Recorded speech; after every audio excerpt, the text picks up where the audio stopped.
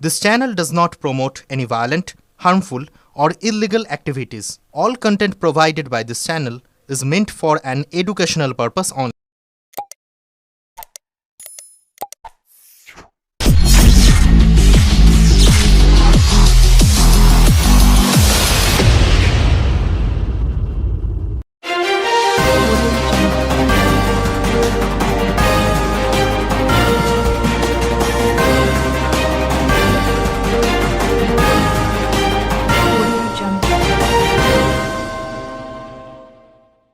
মুম্বাই সফরে গিয়ে রহস্য মৃত্যু চুঁচুড়ার যুবতীর, শোকে স্তব্ধ হুগলি চুঁচুড়ার কাঠবালা এলাকা।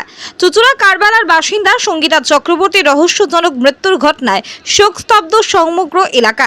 কিছুদিন আগে একটি গানের অনুষ্ঠানে যোগ দিতে মুম্বাই গিয়েছিলেন সঙ্গীতা, কিন্তু আনন্দ যাত্রা যে এমন মর্মান্তিক পরিণতি বয়ে আনবে তা কল্পনা করতে পারেনি পরিবারের সদস্যরা। প্রাথমিকভাবে জানা গেছে, মুম্বাই একটি বাঁধের জলে স্নান করতে গিয়ে মৃত্যুর কোলে ঢলে পড়েন ওই তরুণী। খবর পেয়ে গতকাল ভোরে মুম্বাইয়ের উদ্দেশ্যে রওনা দেন সঙ্গীতার বাবা দিলীপ চক্রবর্তী। আজ দুপুরে তার নিথর দেহ এসে পৌঁছায় নিজ বাসভবনে। দেহ আসতেই কান্নায় ভেঙে পড়েন পরিবার ও প্রতিবেশীরা। গোটা এলাকা শোকে মুহ্যমান হয়ে ওঠে। শেষ শ্রদ্ধা জানাতে আজ উপস্থিত ছিলেন চুঁচুড়ার বিধায়ক অসিত মজুমদার, স্থানীয় জনপ্রতিনিধি মৌসুমী মাঝি এবং ইন্দ্রজিৎ দত্ত। পাশাপাশি হুগলি সাংগঠনিক জেলার বিজেপির একাধিক কার্যকর্তা এবং কর্মীরাও পরিবারের সঙ্গে সাক্ষাৎ করে সমবেদনা জানান। স্থানীয় সমাজসেবী সুজন বন্ধু ঘোষ তিনি বলেন, মেয়েটি সঙ্গীতে যথেষ্ট পারদর্শী ছিল। আমরা জানতাম একটি গানের অনুষ্ঠান নিয়েই সে বাইরে গেছে, কিন্তু তার মৃত্যুর খবর আমাদের স্তম্ভিত করেছে। কিভাবে এই দুর্ঘটনা ঘটল সত্যি অবাক করার বিষয়। এ প্রসঙ্গে বিধায়ক অসিত মজুমদার জানান, প্রত্যেকটি মৃত্যু বেদনাদায়ক। আমরা 10 নম্বর ওয়ার্ডের কাউন্সিলর মৌসুমী মাঝি এবং সভাপতি সুজন বন্ধু ঘোষ প্রথম থেকেই পরিবারের পাশে রয়েছে।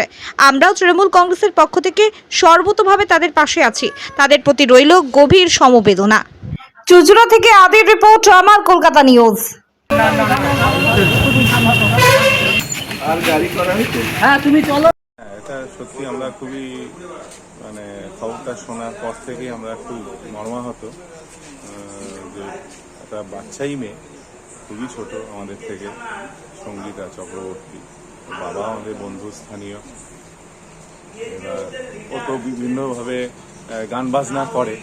তা ওখানে আমরা যেটা শুনলাম যে মহারাষ্ট্রেও একটা গানের টিমের সাথে গিয়েছিল। সেখান থেকে একটা জায়গায় আবার হয়তো বন্ধুরা মিলে বেরিয়েছিল বেড়াতে, এবং সেখানে একটি ড্যামে নাকি ড্যাম বা নদী এরকম একটা আমরা যেটা শুনতে পাচ্ছি যে সেখানে ও নাকি তলিয়ে যায়। এই অবধি আমরা এখনো খবর পেয়েছি। যে কতদিন ওইখানে গিয়েছিল জানেন কিছু? যেটা শুনছিলাম, যেটা আলাপ আলোচনার মধ্যে দিয়ে একেবারে ডেটটা আমি ঠিক বলতে পারবো না, আমি শুনছিলাম বেশ কিছুদিন ধরে 15-20 দিন এরকম শুনছিলাম যে নাকি ওখানে গিয়েছে। ওইখানেই কি বসবাস করতো? না না, ও তো গেছে একটা গানের টিমের সঙ্গে, মানে ওরা গান, ও যেহেতু বাই প্রফেশনে গান করে সেই জন্য ওখানে যোগাসন কোনো আশ্রমে ছিল বা কিছু? হ্যাঁ, এটা আমরাও শুনছি যে একটা যোগাশ্রম, যোগার কোনো আশ্রম আছে, সেখানে নাকি ওরা থাকতো এবং বিভিন্নভাবে গান টান করতো, এইটুকুই শোনা। মানে ওইখানে কাজের সূত্রে যায়নি? হ্যাঁ, মানে যোগাসন কাজ বলতে ওই মানে ও তো যেহেতু বাই প্রফেশনে গান করে সেই জন্য গানের বিষয়ের সঙ্গেই গেছে। কে ছিল, কে কে গেছিল জানেন কিছু? এখান থেকে তো ওই গেছে এইটুকুই জানি, আর এখন বাইরে কারা কারা গেছে সেটা আমরা বলতে পারবো। বাড়িতে কে কে রয়েছিল? মা বাবা, ও তো একমাত্র মেয়ে। কেমন ছিল উনি স্বভাবে? এমনি ও তো গান বাজনা নিয়েই থাকতো, আমরা সেটুকুই জানি। এলাকার মানুষ হিসেবে কিরম ছিল জানেন? এখন তো ও তো এখন আমাদের থেকে অনেক ছোট, ফলে আমাদের সঙ্গে তো আর সবসময় সেইভাবে হতো। আমাদের যে কোনো অনুষ্ঠান হলে এলাকায় পাড়ায় গান বাজনা করতো, ভালোই জানতাম। কিন্তু হঠাৎ করে এরকম মেয়েটার রহস্যভাবে মৃত্যু, কি এটা কি চাঞ্চল্য, মানে কি মনে করছেন আপনারা? দেখুন, এখন কি ওখানে ঘটেছে সেটা তো আমরা কিছু জানি না, তবে ওখানকার যারা মানে যাদের সাথে গেছে তাদের কাছ থেকে যেটুকু যা খবর পাওয়া গেছে শুনেছি যে যে নাকি স্নান করতে গিয়ে ও জলে পড়ে যায় এবং ওঠেনি, মানে ওদের সঙ্গে যারা বন্ধু বান্ধব যারা ছিল তারা যেটা খবর দিয়েছে। কবে শুনতে পেলেন আপনারা এই ঘটনা? আমরা গতকাল শুনতে পেরেছি। বাবা কি বেরিয়ে গেছে? বাবা বেরিয়ে গেছে ওখানে। জানো, এটা বাচ্চা মেয়ে, এটা ঘটা ঠিক নয়। যেভাবেই হোক, যে কোনো মৃত্যু আমাদের কাছে দুঃখের এবং যন্ত্রণায়। তবে কি কারণে মৃত্যু হয়েছে তার পোস্টমর্টম রিপোর্ট ছাড়া বোঝা তো সম্ভব না। তার বাবা গেছে তাকে আনতে, পোস্টমর্টম হোক, সত্য উদ্ঘাটিত হবে।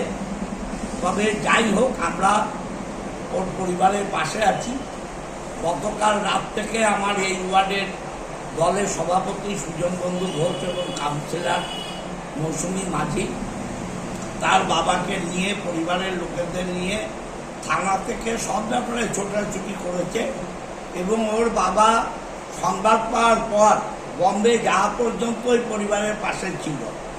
দল যে যাই করুক, আগে মানুষ সত্য, মানুষ এবং সমাজ, আমরা মানুষের সাথে, সমাজের সাথে, দল পরে, আগে মানুষ। অতএব সেই মনুষ্যত্বের জন্য আমরা ওর পরিবারের পাশে আছি, ওর পরিবারের সাথে আছি। যন্ত্রণাই হোক, যে কোনো কারণেই হোক, অর্থনৈতিকভাবেই হোক, ওর পরিবারের পাশে আমরা থাকবো।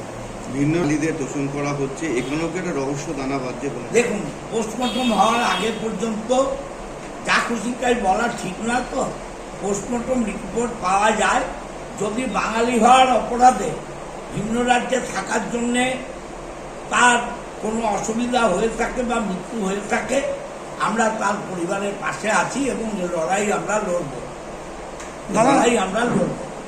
দাদা, শোনা যাচ্ছে স্থানীয় বাসিন্দাদের মুখে একটি গান করতেই, গানের সংস্থার সঙ্গে তিনি গেছিল, সেটা নিয়ে কি বলবেন, যে কিভাবে এইভাবে ঘটবে? দেখুন, কেউ না কেউ বাইরে যায় তো কারোর না কারোর সাহায্য নিয়েই। আমি এসব ব্যাপারে বলতে চাই না, তার বাবা বলবে, মা বলবে, এ ব্যাপারে আমি বলবো না। আমরা শুধু বলতে চাই, আমার দল গতকাল রাত্রি থেকে আমার প্রেসিডেন্ট সুজন বন্ধু ঘোষ এবং মৌসুমী মাঝি তার পরিবারের সঙ্গে ছিল। আজকে ওর বাবা বম্বে যাওয়া পর্যন্ত আমরা এখনো ওর পরিবারের পাশে আছি। এলাকার লোক বলছে ওর মা এখনো জানে না, যার জন্য আমরা ওর বাড়ি যাচ্ছি না। ডেড বডি এলে নিশ্চয়ই যাব, শ্রদ্ধা জানাবো, আর আফটার পোস্টমর্টম রিপোর্ট আমরা যা বলার বলবো। ওখানকার পুলিশকে সত্য উদ্ঘাটন করার জন্য কিছু বলবেন? নিশ্চয়ই বলবো, অবশ্যই বলবো। আমাদের মাননীয় মুখ্যমন্ত্রী মমতা বন্দ্যোপাধ্যায়, তাকে এই ঘটনা জানাবো।